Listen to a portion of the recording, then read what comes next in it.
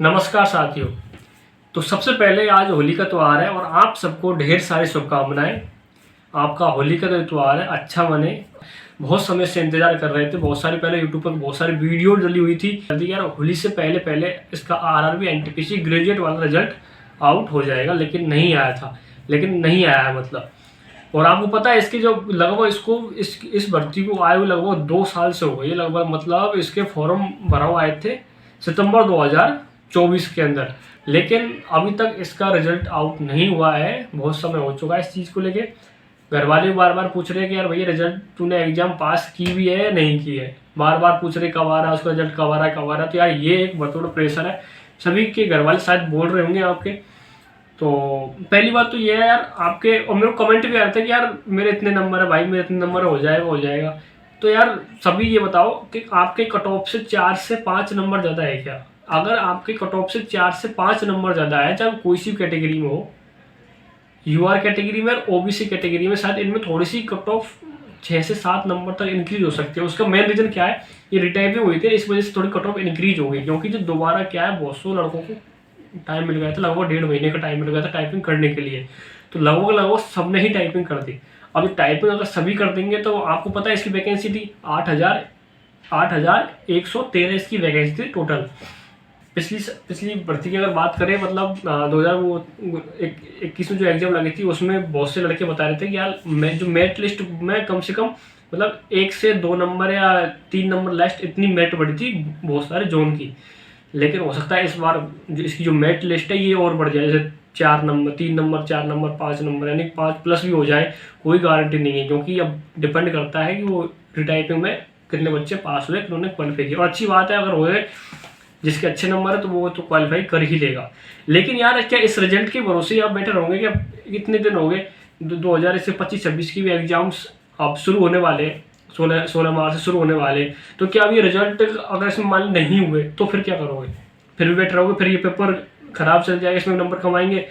हालांकि तो फिर ये क्वालिफाई, लेकिन अगर प्री नहीं हुआ क्वालिफाई तो फिर मेंस तक कैसे पहुंचोगे? तो इसलिए सबसे बेस्ट तरीका मैं आपको बता रहा हूँ। अभी 16 तारीख से पेपर शुरू है, तो अब ज़्यादा समय आपके पास इतना है नहीं है।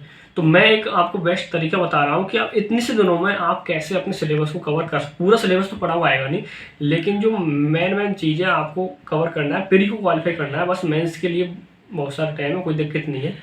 तो आप जो 16 मार्च आपको सबसे पहले क्या करना है, मैथ में। तो आपको पता है मैथ में जो 2024 के अंदर जितने भी CBT 1 के पेपर हुए, आपको सारे क्वेश्चंस आपको करने हैं। लगभग 47 शिफ्ट, यानी कि 47 शिफ्ट लगी थी CBT 1 की 2024 के अंदर। जितने सारे, अब एक शिफ्ट में 30 क्वेश्चन, तो 47 गुणा 30 करके कितने सारे क्वेश्चन हो गए। अगर आपको इन्हीं क्वेश्चन अगर आपने कर लिए तो आपकी मैथ में 30 में से 30 नंबर श्योर है, गारंटी है वो 30 में से 30 नंबर आ जाएंगे। क्योंकि इसमें कुछ भी अलग नहीं आने वाला। जो CBT 1 लगा था 24 का, वही सेम क्वेश्चन सेम पेपर इसमें आएगा 2025 में। तो अगर टेस्ट 47 शिफ्ट है, आप 47 टेस्ट नहीं दे सकते, लेकिन एक सर है जिसका मैं अभी यहाँ पर साइड में उसको लगा दूंगा, उसकी प्लेलिस्ट है। तो ये है exam crack by Sudhir sir, जिसने कंप्लीट मैथ 2024 में जितने CBT 1 में जितने मैथ के क्वेश्चन से एक एक क्वेश्चन को समझाया है, वो भी शॉर्ट ट्रिक में। तो आप इन सारी वीडियोज को देख लेना, आपको बहुत ही इसमें फायदा मिलेगा। क्योंकि हर टाइम आप लोग क्या, अगर मॉक टेस्ट लगाते हैं, बहुत से क्वेश्चन जो मॉक टेस्ट का जो तरीका होता है करने का वो समझ में नहीं आता है। लेकिन सर ने जो समझा रखा है बहुत ही अच्छे तरीके से, डिटेल में, आराम से, शॉर्ट में, बिल्कुल भी शॉर्ट और डिटेल दोनों तरीके से बता रखा है। जो आपको पसंद आए बेटर है, क्योंकि मैंने खुद ने देखा है, इस वजह से मैं आपको रिकमेंड कर रहा हूँ, अदरवाइज मैं नहीं करता।